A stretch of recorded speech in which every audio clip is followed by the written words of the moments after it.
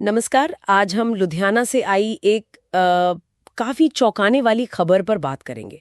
एक IT professional पर 86 लाख रुपए के साइबर फ्रॉड का इल्जाम लगा है। हमारे पास इससे जुड़ी एक न्यूज़ रिपोर्ट है। आज हम कोशिश करेंगे कि इस मामले की तह तक जाएं, समझें कि आखिर ये हुआ कैसे और इसके बड़े मायने क्या है। तो चलिए जरा गहराई से देखते हैं इसे। बिल्कुल। और ये मामला दिखाता है कि मतलब डिजिटल दुनिया में कैसे भरोसे का गलत इस्तेमाल हो रहा है। कभी कभी बहुत ही, आप सोचिए, साधारण तरीके भी कितने बड़े नुकसान की वजह बन सकते हैं। हाँ, तो ये पूरा मामला है क्या असल में? एक 40 साल के आईटी प्रोफेशनल की गिरफ्तारी हुई है और निशाना कौन बना? एक स्थानीय उद्योगपति। रकम भी छोटी नहीं है, 86 लाख रुपए। हाँ, रकम तो काफी बड़ी है। और जिस तरीके से धोखाधड़ी हुई वो काफी सोचने वाली बात है। आरोपी जो खुद पश्चिम बंगाल का है और अपनी आईटी कंपनी भी चलाता है, उसने क्या किया कि दिसंबर 2024 में एक टेक्सटाइल फर्म के मालिक हैं श्रेनिक जैन, उनकी व्हाट्सएप प्रोफाइल फोटोकॉपी कर ली। अच्छा, सिर्फ प्रोफाइल फोटो? हाँ, सिर्फ फोटो। और फिर खुद को जैन बताकर उनके अकाउंटेंट अमित सलारिया को व्हाट्सएप पर मैसेज भेजा। अरे, सिर्फ प्रोफाइल फोटो देखकर? और मैसेज में क्या लिखा था ऐसा? उसने सलारिया को यकीन दिलाया कि उसे एकदम अर्जेंटली, मतलब फौरन, नए बिजनेस निवेश के लिए पैसों की जरूरत है। ऐसी अर्जेंसी दिखाई कि सलारिया को शायद शक करने का मौका ही नहीं मिला। ये तरीका, जिसे इम्पर्सोनेशन कहते हैं, मतलब किसी और का रूप धरना, यह आजकल बहुत बढ़ गया है। और अकाउंटेंट ने मान भी लिया? 86 लाख रुपए ट्रांसफर कर दिए? ये तो वाकई मतलब भरोसे का ऐसा गलत इस्तेमाल। पता कैसे चला फिर ये सब? बाद में जब असली श्रेणिक जैन ने शायद अकाउंट्स चेक किए होंगे या सलारिया से बात की होगी, तब जाके ये पूरी धोखाधड़ी सामने आई। पर तब तक जाहिर है काफी देर हो चुकी थी। 86 लाख, बाप रे, इतनी बड़ी रकम चली गई। पुलिस कुछ कर पाई है इसमें? कुछ पैसा वापस मिला? पुलिस ने हाँ, तेजी से कार्रवाई की है। करीब 21.5 लाख रुपीस फ्रीज करने में कामयाब रहे वो। अच्छा, चलो कुछ तो हुआ। हाँ, लेकिन बाकी रकम का पता लगाना काफी मुश्किल साबित हो रहा है।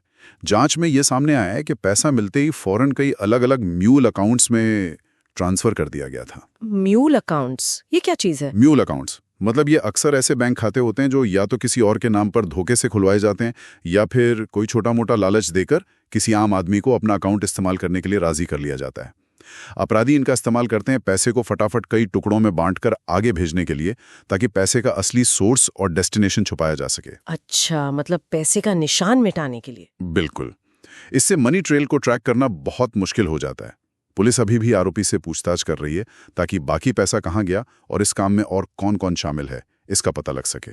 ये मामला तो जैसा लग रहा है लुधियाना में साइबर अपराध के एक बड़े ट्रेंड का हिस्सा है। बिल्कुल। रिपोर्ट में लिखा है कि सिर्फ जनवरी 2024 से अब तक, मतलब इसी साल, 10,000 से ज्यादा शिकायतें आ चुकी हैं और नुकसान करीब 100 करोड़ का बताया जा रहा है। हाँ, बिल्कुल सही। और ये एक जरूरी सवाल उठाता है कि आखिर लुधियाना ही क्यों इतना निशाना बन रहा है। देखिए, एक तो शहर का कारोबारी वर्ग काफी संपन्न है।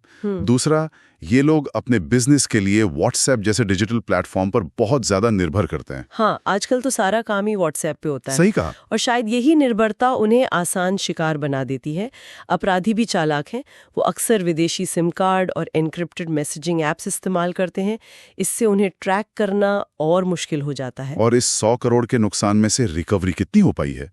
आपने बताया था 21-5.5 लाख रुपए तो इस केस में फ्रीज हुए हैं, पर ओवरऑल हो पाए हैं सिर्फ 11 करोड़ 100 करोड़ में से। हाँ, ये आंकड़ा दिखाता है कि एक बार पैसा साइबर अपराधियों के हाथ लग जाए और वो उसे म्यूल अकाउंट्स के जाल में घुमा दें, तो उसे वापस लाना कितना मुश्किल है। जब तक फ्रॉड का पता चलता है, पैसा कई बार हाथ बदल चुका होता है। इसका सीधा मतलब तो यही हुआ कि किसी की जानी पहचानी प्रोफाइल पिक्चर देखकर या मैसेज पढ़कर भरोसा कर लेना, खासकर जब पैसों का मामला हो, कितना ज्यादा खतरनाक हो सकता है। निश्चित रूप से।